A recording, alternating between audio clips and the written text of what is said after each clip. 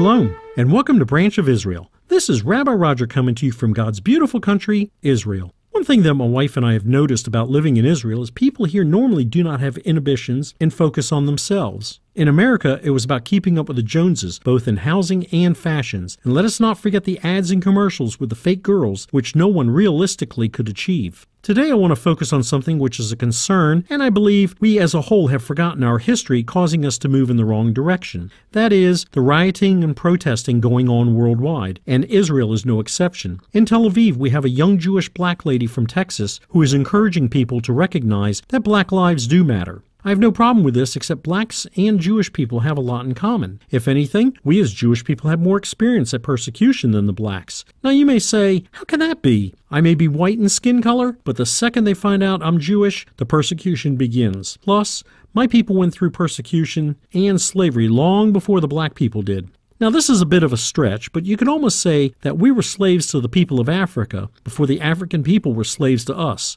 After all, Egypt is in Africa. So the Jewish people became a nation, biblically speaking, and earned quite a reputation, until there was a Jewish man that was born in one of the worst towns of his day. He claimed to be the Messiah. Wherever he went, arguments and riots would break out. But why were the people so upset with him? He was innocent and would not hurt a fly. He had no track record of being in and out of jail, except to minister. His movement was growing daily in number, which concerned the Jewish people and the Romans. Gee, sounds like something that happened back in Africa. Then it happened. The people became so ensued with rage and anger towards him, they finally crucified him. Why?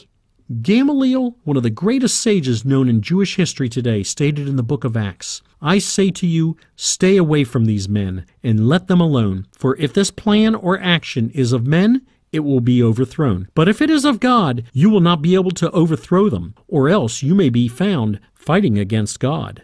So with that said, there really is only one life that matters, and that is the life of Jesus. Yes, our lives matter too. And no, we should not be prejudiced towards one another. After all, when we get to heaven, there will not be Jew nor Greek, slave nor free, male nor female, for we're all one in Messiah because God himself does not show partiality.